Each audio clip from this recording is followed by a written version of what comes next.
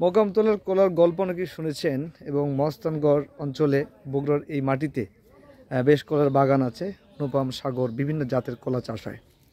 এই গাছগুলোর এমন একটি বাগানে আমি আছি যেখানে অসংখ্য কলার গাছ এবং উৎপাদনে এই মাটিতে বেশ ভালো।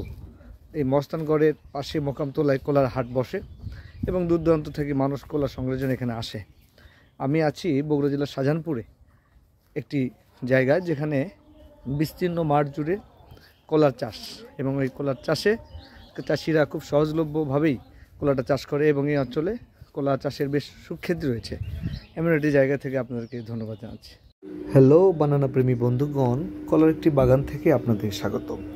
দেখতে পাচ্ছেন গাছে গাছে কলার কাঁদি ঝুলছে। বেশ উৎপাদন হয়েছে এই অঞ্চলে। যেখানটায় আছি শাহজাহানপুরের সুজাবাদ এলাকায়। বগুড়া জেলার এই অঞ্চলে কলার ব্যাপক চাষ হয়।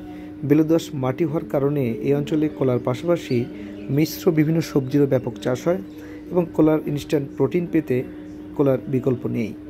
পটাশিয়াম, ক্যালসিয়াম সমৃদ্ধ কলায় অ্যান্টিঅক্সিডেন্ট, শৈলরোগ প্রতিরোধ ক্ষমতা বৃদ্ধিতেও কলা বেশ কার্যকরী।